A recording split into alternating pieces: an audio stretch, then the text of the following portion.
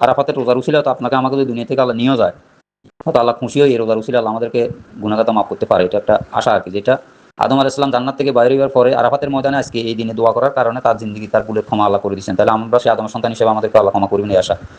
তো আজকে সকালে তাকবীর পড়ছেন কিনা? আল্লাহু আকবার, আল্লাহু আকবার, আল্লাহু আকবার, লা ইলাহা ইল্লাল্লাহ, আল্লাহু আকবার, আল্লাহু আকবার, ওয়া লিল্লাহিল হামদ, এতটুকু তিনবার পড়বেন প্রত্যেক ফরজ নামাজের পরে, আজকে থেকে 13 তারিখ পর্যন্ত, আসর পর্যন্ত 13 তারিখ। এটাতে বেশি সওয়াব, বেশি ফজিলত। তারপরে হলো যে কি আপনার আমাদের তো নামাজ আগে আল্লাহ বলছে ফাসল্লি লিরাব্বিকা ওয়ানহার, প্রথম তুমি নামাজ আদায় করো আমার, তারপরে তুমি কোরবানি করো। এখন আমাদের সমাজে গেছে উল্টা, কোরবানি করি কিন্তু নামাজ আদায় করি না।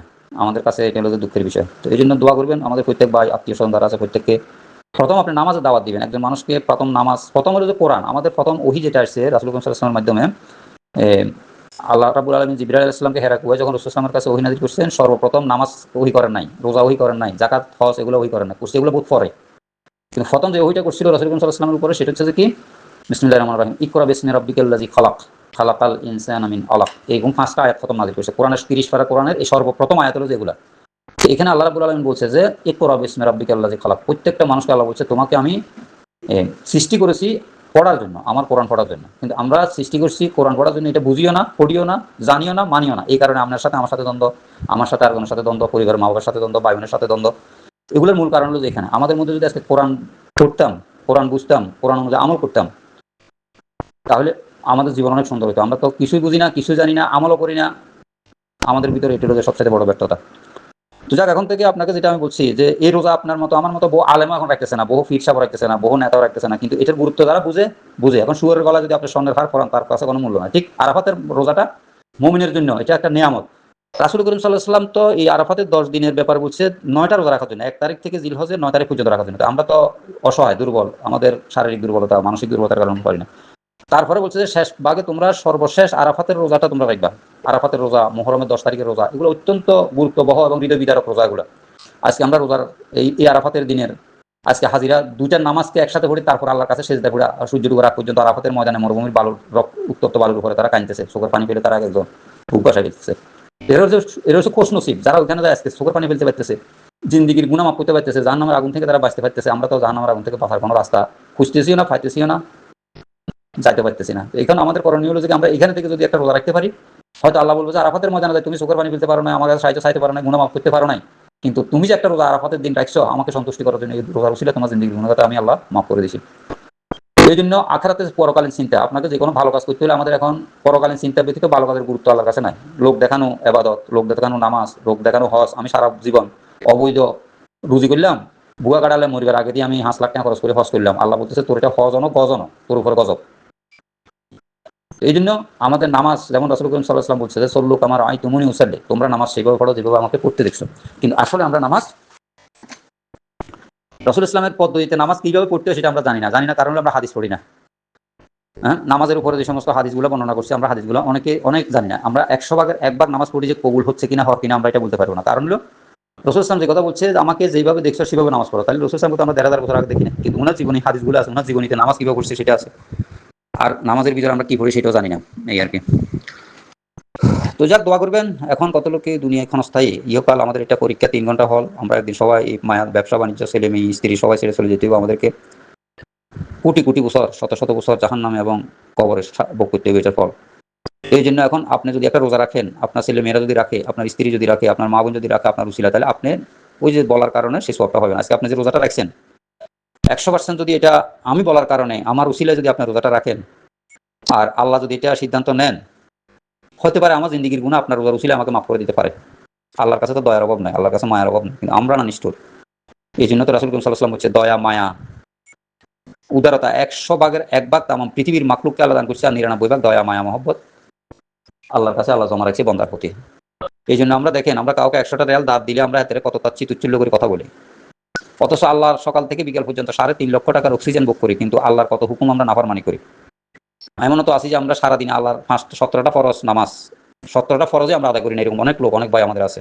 তাহলে আমরা এই যে চিন্তা, আল্লাহ পাক মানুষকে বলছে না যে ওই দিন আপনাকে যে একটা ভিডিওটা দিছিলাম, সেখানে সূরা আরাফের 179 নম্বর আয়াতে আল্লাহ বলছে যে তোমাকে 2টি হাত দিয়েছি, হাত দিয়ে কি তুমি কিছু করো না? তোমাকে চোখ দিয়েছি, চোখ দিয়ে কি তুমি আমার কোরআন হাদিস দেখো না? তোমাকে কান দিয়েছি, তুমি কান দিয়ে কি আমার ভালো কোনো কথা কিছু কোরআন হাদিসের আলেম ওলামাদের শোনো না? তোমাকে হৃদয় দিছি, হৃদয় জল্পনা কল্পনা দিয়ে কি তুমি কি তোমার কোরআন হাদিসের আখেরাতে জাহান্নাম জান্নাত এগুলো দেখো না, অনুভব করো না, অনুশোচনা করো না? আল্লাহ আমাদেরকে কতভাবে ৩০ পারা কোরআনে ৬৬৬৬ আয়াতের ভিতরে আমাদেরকে আল্লাহ রাব্বুল আলামিন কীভাবে বুঝাইছে দুনিয়ার পৃথিবীর কোনো অভিভাবক নাই। এই জন্য আল্লাহ দোয়া শিখাইছে যে হাসবুনাল্লাহু ওয়া নি'মাল ওয়াকিল, নি'মাল মাওলা ওয়া নি'মান নাসির। একজন ইমানদার মুমিনের জন্য সাহায্যকারী দুনিয়াতে মা বাবা ভাই বোন আত্মীয় স্বজন কেউ না, একমাত্র সর্বশ্রেষ্ঠ সাহায্যকারী হচ্ছে আল্লাহ রাব্বুল আলামিন। এই জন্য আমাদের এই কাজের ফলাফল আসবে কবরে গেলে, যখন সওয়াল জবাব হবে, যখন গজবের ফেরেশতা রহমতের ফেরেশতা আসবে, তখন আমরা বুঝতে পারবো যে আসলে আমি কি গজবের কাজ করছি দুনিয়াতে না রহমতের কাজ করছি। এই জন্য আমরা আজকে থেকে যদি আমরা সিদ্ধান্ত নিই, আমরা কাউকে চা খাবামো সেটা আল্লাহর জন্য, কাউকে সাহায্য করবো সেটা আল্লাহর জন্য, কাউকে ভালোবাসবো আল্লাহর জন্য, কাউকে আমরা সহযোগিতা করবো সেটা আল্লাহর জন্য, তাহলে আমরা পরকালে এটার জন্য আমরা স্বার্থপরতা বন্ধুত্ব যদি করি, আমরা স্বার্থের জন্য যদি বন্ধুত্ব করি, এটা দুনিয়াতে শেষ, দুনিয়া থেকে যাওয়ার পর কবরের শাস্তি এটার জন্য। আল্লাহ তো বলছে তুমি স্বার্থের জন্য ভালোবাসিও না, তুমি আল্লাহ সন্তুষ্টির জন্য ভালোবাসো। একজনকে খাওয়াইবা, একজনকে দান করবা, একজনকে সহযোগিতা করবা, একজনকে এটা করবা সেটা করবা, এগুলো সব তুমি কি করবা লেওয়াজিহা লিল্লাহ, আল্লাহর সন্তুষ্টির জন্য। তো আমরা তো আল্লাহ সন্তুষ্টির জন্য করি না, আমরা মা বাপকে জাহান্নামে পাঠাই দিই, দুনিয়াতে মানুষকে খুশি করি, 10টা গরু জবাই করে খাওয়া দিলাম, আর মা বাপ কবরের ভিতরে শাস্তি পাইতেছে, ওরকম কাম করলাম সারা জীবন। এগুলো করি তো আমরা লাভ নাই। আমাদেরকে হিসাব দিতে হবে একদিন, হায়াতের হিসাব দিতে হবে একদিন, সময়ের হিসাব দিতে হবে, আমাদের এই কোটি কোটি টাকার সম্পদ নিয়ে যে আমরা চলাফেরা করতেছি এগুলার। তো এই জন্য আপনি যদি একটু একটু বসে চিন্তা করেন, তাহলে দেখবেন যে আপনার অনেক কিছু আপনার ভিতর থেকে দূর হয়ে যাবে। হিংসা, অহংকার, তাকাব্বরি, মানুষের প্রতি সকলপুরি করা, মানুষের প্রতি ঘৃণা করা, মানুষকে ভালোবাসবেন, সে যেগুলো প্রাণী হোক, যতই খারাপ হোক, ইহুদি হোক, নাসারা হোক, আল্লাহ বলছে তুমি আমার সৃষ্টিকে ঘৃণা করিও না। আল্লাহ রাসূলকে বলছে যে তুমি কি করো, আপনি যদি ইয়ারহাম ফিল আরদ ইয়ারহাম ফিস সামা, আপনি কত জমিনবাসীর একটা কুত্তাকে যদি ভালোবাসেন, সেটার বিনিময় আল্লাহ আপনাকে দিবে, আসমানবাসী আল্লাহ ফেরেশতাদের মাধ্যমে আপনাকে আমাকে দেবে। এটা হলো বাস্তবতা। তো যাক, দোয়া করবেন। আর এখন আপনি যেটা বলছি তাকবীরটা পড়েন, একা বসে রয়েছেন তখন। আর সবচেয়ে বড় হলো যে কি, আপনাকে আমাকে হিসাব, হাসিবু কাবলা আন হাসিবু, ওমর রাদিয়াল্লাহু তাআলা বলছিল যে তুমি হিসাব দেওয়ার আগে হিসাব করি আসো। আর কোরআনে বলছে কিয়ামতের দিন আল্লাহ পাক বান্দাকে ডাকি বলবে ইকরা কিতাবাকা কাফা বিনাফসিকা আল ইয়াউমা আলাইকা হাসিবা। আপনার আমার 60 বছরের আমলনামা, অ্যাকাউন্টিং, যত নেক বদ আছে সবগুলো দিয়ে আল্লাহ বলবে যে ইকরা কিতাবাকা কাফা বিনাফসিকা, ইকরা পড়ো তোমার 60-70 বছরের জীবনের আমল, নাফসিকা তোমার জীবনের জন্য তুমি যথেষ্ট হিসাব করার জন্য আজকে। এইভাবে আল্লাহ বলবে। আল্লাহ কারো উপরে বিন্দু মাত্র সেদিন জুলুম করবেন না। আল্লাহ বলছে আমি ফামাইয়া আমাল মিসকালা যারাতিন খায়রান ইয়ারা ওয়া মাইয়া আমাল মিসকালা যারাতিন শাররান ইয়ারা।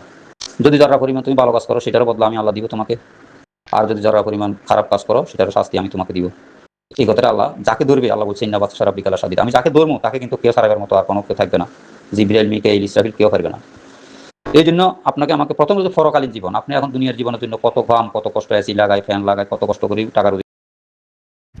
আসসালামু আলাইকুম রহমতুল্লাহ। এখন বাজে রাত 3টা।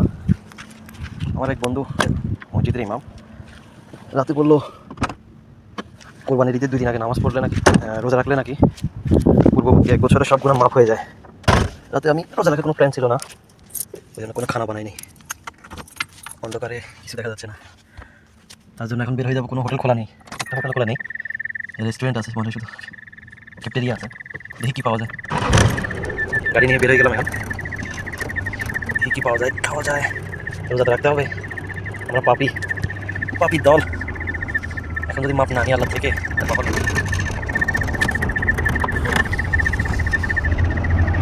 শুধুমাত্র একটা খোলা আছে পুরো শহরে মিলে, তার ভিতরে অনেক অর্ডার, তার সে বলছে অনেক ব্যস্ত, অনেক অর্ডার অনেক আছে তার, তেমন তো স্পেশালভাবে কিছু খানা বানাই দিবে।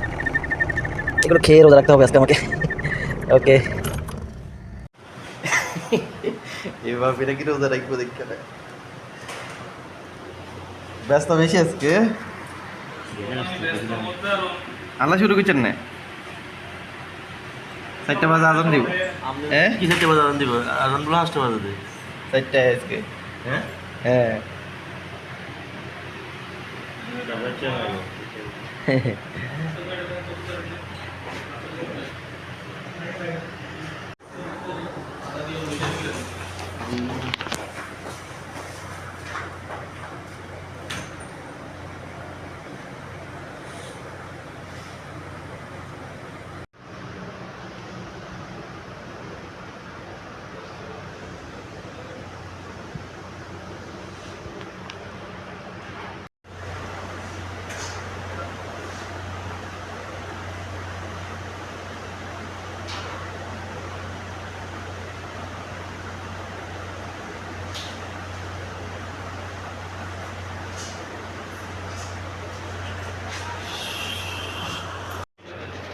আমি যদি না উঠতাম মানে বোঝা যাইতো না যে আমি তোমার উঠতাম খালি আই নিজে রোজা এখান থেকে কিছু রোজা ধরতে তার কি আছে হ্যাঁ